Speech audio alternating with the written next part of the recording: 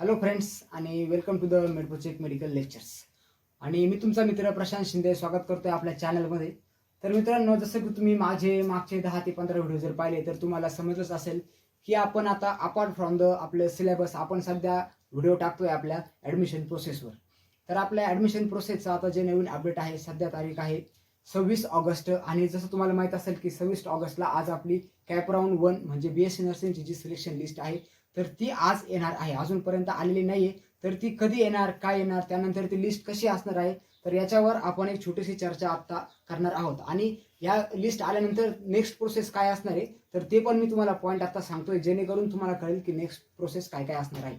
तर सर्वात पहिले आता आपण स्टार्ट करूया आपल्या व्हिडिओला. तर व्हिडिओला स्टार्ट करण्यापूर्वी मुलांना तुम्हाला काय करायचं आहे, आपलं जे चॅनल आहे मेडप्रोचेक मेडिकल लेक्चर्स, तर तुम्हाला आपल्या चॅनलला सबस्क्राईब करून ठेवायचं आहे. कारण की ॲडमिशन विषयी अजून जे जे अपडेट्स येणार आहेत त्याच्यामध्ये तुमचं रिटेन्शन असेल, त्यानंतर बेटरमेंट प्रोसेस असेल, त्यानंतर कॉलेज कॅन्सलेशन असेल, त्यानंतर कॅपराऊंड 2 साठी व्हॅकन्सी सीस असतील, त्यानंतर गव्हर्नमेंट कॉलेजसाठी नवीन कुठलं येणार आहे तर याविषयी जी सगळी प्रोसेस असेल, त्यानंतर तुमचे डॉक्युमेंट व्हेरिफिकेशन, त्यानंतर डॉक्युमेंटमध्ये काही जर कारणे असतील, त्यानंतर जर काही शंका जर असतील तर तुम्ही या सर्वांचे आपल्याला कमेंट सेक्शनमध्ये विचारू शकता. आणि या सर्व विषयांवर डिस्क्रिप्टेड व्हिडिओ तुम्हाला येणाऱ्या काही दिवसांमध्ये भेटेल. कारण की आताशी जी मेन ॲडमिशन प्रोसेस आहे तर ती स्टार्ट होते आहे. इथून पुढे तुम्हाला ॲडमिशन प्रोसेसमध्ये आपल्या चॅनलची गरज भासू शकते.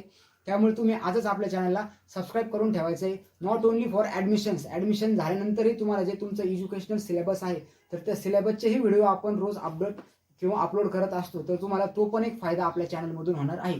तर तुम्ही आजच चॅनलला सबस्क्राईब करून ठेवायचं आहे, जेणेकरून तुमच्या नर्सिंग करिअरमध्ये तुम्हाला वेळोवेळी अपडेट ह्या भेटत राहतील. तर आता आपण आपल्या व्हिडिओकडे वळूया. तर व्हिडिओ आपला आहे मित्रांनो BSc नर्सिंग ॲडमिशन 2024. तर आपले जे 2024चे जे ॲडमिशन्स आहेत तर आपण त्या ॲडमिशनवर सध्या मुलांनो बोलत आहोत. आपले जे 2024चे ॲडमिशन आहेत तर आता आपण स्टार्ट करतोय मित्रांनो BSc नर्सिंगचे ॲडमिशन्स. तर जसं की तुम्हाला सर्वांना माहीत असेल की BSc नर्सिंगचा कॅप सिलेक्शन राऊंड 1 ही प्रोसेस सध्या युनिव्हर्सिटीमध्ये किंवा आपल्या CET सेलमध्ये चालू आहे.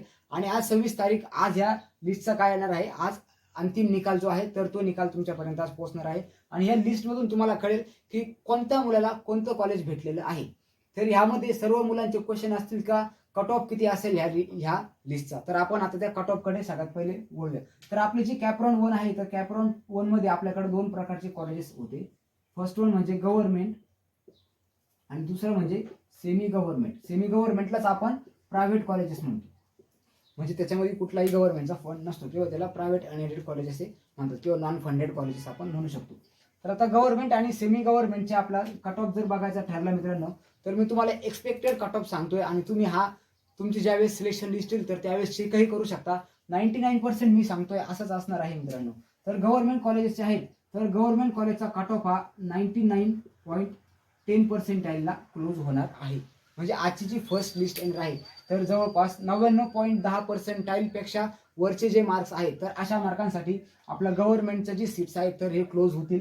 आणि आपलं जे नॉन गव्हर्नमेंटचे जे सीट्स आहेत तर हे जवळपास 76% क्लोज होण्याची शक्यता आहे. त्यानंतर मे बी या खाली विद्यार्थ्यांनाही काही जणांना कॉलेज भेटतील जे कॅटेगरीमधून आहेत किंवा ज्यांनी नवीन कॉलेजेसची जी लिस्ट अपडेट केली होती किंवा ज्यांनी एकदमच नवीन कॉलेजेसला चॉईस फिलिंग केलेली आहे. तर मे बी अशा विद्यार्थ्यांचे ॲडमिशन्स आहेत ते सेमी गव्हर्नमेंटमधून ते 76% खाली येऊ शकतात. पण एक्सपेक्टेड कट ऑफ जर पाहिला तर 99.10 हा गव्हर्नमेंटसाठी असणार आहे आणि 76% किंवा 75% हे सेमी गव्हर्नमेंटसाठी असणार आहे. जेणेकरून तुम्हाला लगेच आताच एक अंदाज येईल की माझे पर्सेंटाईल किती होते आणि मला कुठलं कॉलेज भेटू शकतं.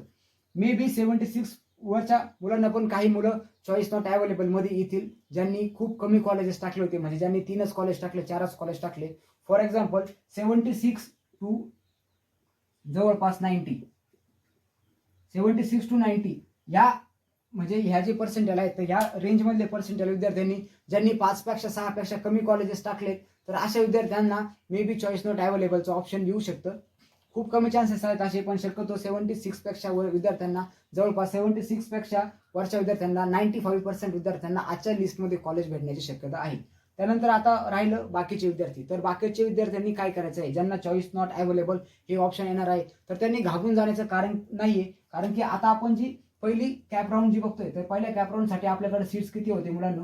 2900 प्रायव्हेट सीट्स होते आणि आपल्याकडे 250 गव्हर्नमेंट सीट्स होते. तर दोन्ही मिळून जर पाहिलं आपण तर किती होते आपले सीट्स? तर 9450 सीट्स आपले कॅप राऊंड फर्स्ट साठी आहेत. आता ज्यावेळेस कॅप राऊंड सेकंड असणार आहे तर त्यामध्ये याच्यामध्ये काही कॉलेज ऍड होणार आहेत जे प्रायव्हेट कॉलेज आहेत. तर सेकंड राऊंडसाठी काही कॉलेज ऍड होतील. जसे ती अपडेट आपल्या लिंकवर येईल ती मी अपडेट तुमच्यापर्यंत पोहोचवण्याचं काम करेल. त्यासाठी तुम्हाला आपल्या चॅनल सोबत जुळून राहायचं आहे आणि वेळोवेळी आलेले अपडेट तुम्हाला पाहत राहायचे. त्यानंतर गव्हर्नमेंट कॉलेज, एक गव्हर्नमेंट कॉलेज मे बी येऊ शकतं जे मागच्या वर्षी होतं पण आताच्या सीट मॅट्रिक्समध्ये नाहीये. जर सीईटी सेलने जर ते कॉलेजला जर परत जर मान्यता दिली तर मे बी ते कॉलेज ह्यावर्षी आपल्या गव्हर्नमेंटमध्ये सेकंड राऊंडसाठी परत ऍड होऊ शकतं आणि हा जो कट ऑफ आहे तर मग हा कट ऑफ खाली उतरून जवळपास 99.5% पर्यंत येऊ शकतो किंवा 99% पर्यंत येऊ शकतो. कारण की खूप जास्त विद्यार्थी आहेत आणि आपल्याकडे गव्हर्नमेंटच्या जागा या खूप कमी आहेत मित्रांनो. तर हा होता कॅप राऊंड 1 बद्दलचा आजची जी लिस्ट आहे. तर किती मुलांचे नंबर्स लागतील, काय लागतील, कुठे लागतील, तर याच्याबद्दलचा हा एक जस्ट अंदाज होता. तर आता जशी तुम्हाला वाट आहे, तुम्ही वाट बघून आहात की कॅप राऊंड 1 कधी येईल, तशी मी पण वाट बघून आहे. कारण की कॅप राऊंड 1 मध्ये खूप साऱ्या अपडेट्स असतील आणि त्या अपडेट्स मी लवकरात लवकर तुमच्यापर्यंत पोहोचवण्याचा मित्रांनो प्रयत्न करणार आहे. तर कॅप राऊंड 1 मध्ये काय काय असतं? परत आपला सिरियल नंबर असतो, त्यानंतर SML असतो, त्यानंतर कॉलेज कोड आणि कुठलं कॉलेज अलॉट झालं याविषयी असतं. त्यानंतर ते कॉलेज किती दिवसानंतर तुम्हाला त्या कॉलेजला जायचंय, त्यानंतर तुम्हाला तिथं कुठले कुठले डॉक्युमेंट घेऊन जायचे, ऍडमिशन प्रोसेस काय असणार आहे, त्यानंतर कॉलेज आवडलं नाही आवडलं कॅन्सल कसं करायचं, बेटरमेंट कसं करायचं, त्यानंतर रिटेन्शन ही प्रोसेस काय असते, त्यानंतर नेक्स्ट राऊंडसाठी कसं अपेअर व्हायचं, ही सर्व जी अपडेटेड इन्फॉर्मेशन आहे मित्रांनो. तर ही सर्व अपडेटेड इन्फॉर्मेशन तुमच्यापर्यंत येणाऱ्या 4-5 दिवसांमध्ये मी पोहोचवण्याचा प्रयत्न करेन. त्यानंतर अजून एक इन्फॉर्मेशन मित्रांनो मला या व्हिडिओमधून द्यायची आहे ती म्हणजे डीडी आणि चेक. तर डीडी आणि चेक बद्दल भरपूर विद्यार्थ्यांना काही कन्फ्युजन असेल तर आपण आज रात्री त्याच्यावर डीडी आणि चेकवर व्हिडिओ अपलोड करू. जशी तुमची सिलेक्शन लिस्ट येईल तर त्यानंतरचे मित्रांनो आपले व्हिडिओचे टॉपिक्स कुठले कुठले ते समजून घ्या.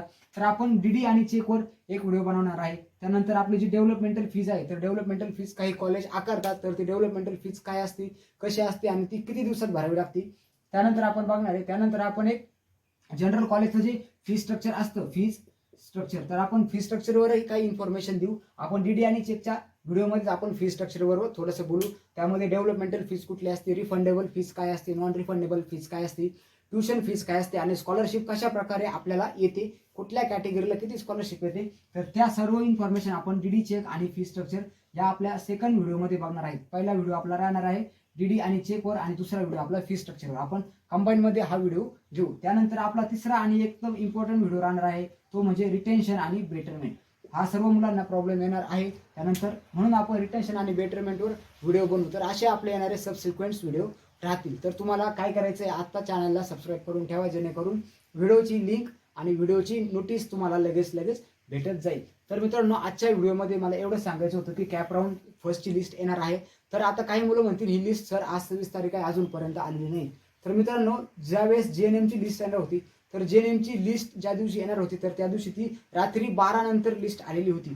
तर मे बी आपली पण लिस्ट किंवा दरवर्षीची लिस्ट असती तरी रात्री 8 नंतरच अपडेट होत असते. 8 पर्यंत लिस्ट येण्याचे चान्सेस नाहीच आहे.